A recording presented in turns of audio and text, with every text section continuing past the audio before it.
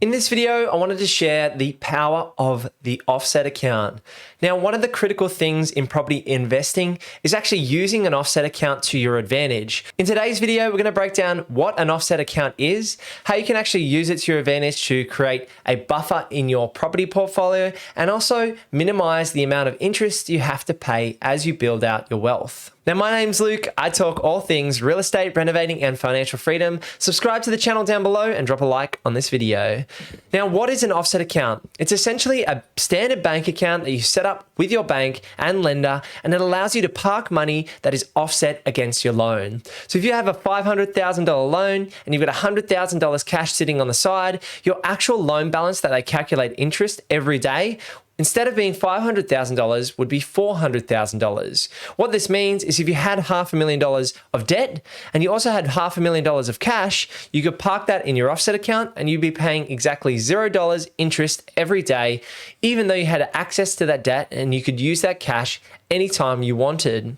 So the real key here is actually strategizing and using offset accounts in a tax effective way, and also creating buffers in your portfolio so that you're sheltered from any major events or insurance issues. Things can and will go wrong as you look to build out a property portfolio. So it's great to also keep that buffer in place and have your money working for you as it sits there on the side. So what's my personal strategy to use an offset account and to get the most out of having one? What I like to do is have an offset account against your own home, and then also have an offset account against your highest interest paying product. So you can imagine, or even use our portfolio as example. We have a property that we bought recently in Coffs Harbour. It's a house and 3 units, and the interest rate from memory is about 4.3%. Now that's likely to increase because it's a variable interest rate, and it also has a 100% offset account. That's our highest interest rate that we have in the portfolio. Roughly the rest of our portfolio is around about the 3% mark.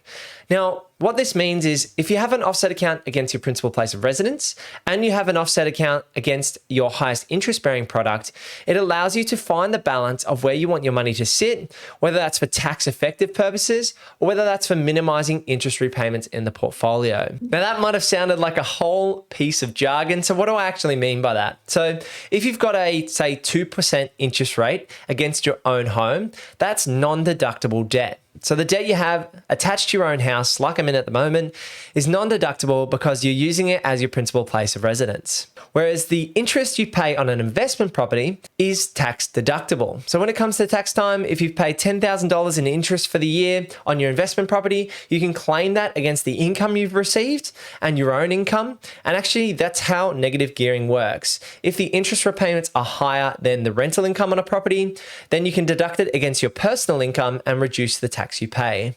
Now, negative gearing isn't a great strategy anymore because you don't want to be holding something that's taking money out of your pocket each week. Even if it's going to give you slightly reduced tax, you're really losing 30 or 60 cents in the dollar. You're really losing money in that situation, and we want the property to put money in your pocket and also grow in value over time. That's why you're looking for neutral or positively geared property, and you're also looking for the property to have capital growth. Now let's come back to the core strategy. So if you've got $100,000 and you've got $500K debt against your own home and $500K debt against an investment, and they've got similar interest rates, it's probably best to park your $100,000 cash against your own home and reduce the interest repayments that are non-deductible for tax purposes.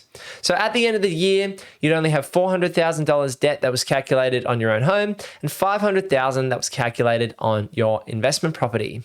You won't be able to claim tax deductions for the interest repayments on your own home, and you will be able to claim deductions for interest on the investment property. Now, the reason I like to also have an offset account against the highest interest bearing product in your portfolio is it may make sense at some point to park cash in that place as well, rather than against your own home. So a lot of people have locked in 1.99% interest rates for 4 years on their own home. Now that's a crazy low interest rate, and we're not going to live in this low interest rate environment forever. But if you had, or you were looking to grow your portfolio and you had an interest rate at say 4.5% or 5%, then it may make more sense to park the $100,000 against the 4.5% or 5% loan. That's even for investment purposes, rather than against your cheap debt that you've got against your own home.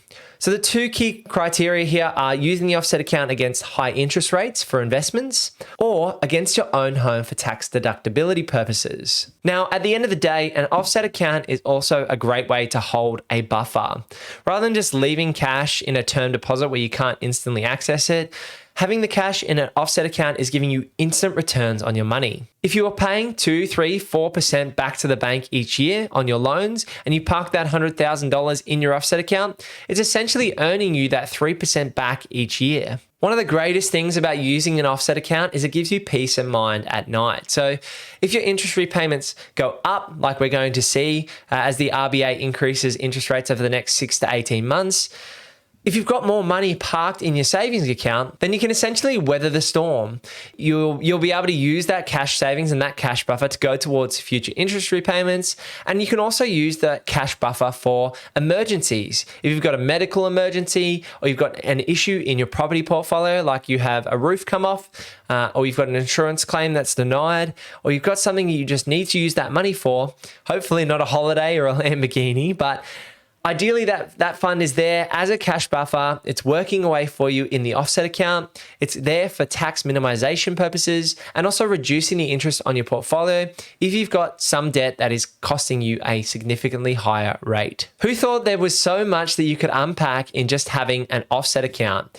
Now, critically, it's important to make sure you have a 100% offset account. So that means 100% of the money you've got in the bank account offset against the debt rather than 50 or 75%. You want to make sure all your money is working hard for you.